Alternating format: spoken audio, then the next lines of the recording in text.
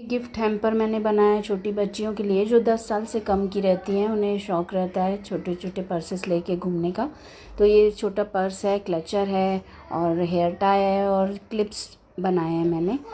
White and red colour में बनाया है मैंने। और नेक्स्ट जो बनाया है वो उसका थीम ट्यूलिप थीम में बनाया है मैंने। इसमें ट्यूलिप वाला ड्रॉ स्ट्रिंग बैग है।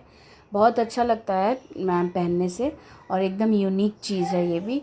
और एक ट्यूलिप वाला हेयर बैंड है, हेड बैंड है। मतलब हेयर्स में लगाइए आप कैसे भी।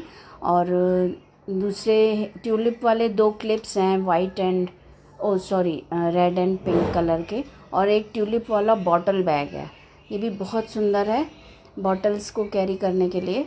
आपको किसी को भी चाहिए अगर 10 साल से कम की बच्चियों को गिफ्ट देना है तो इन दोनों में से आप कोई भी सिलेक्ट कर सकते हो।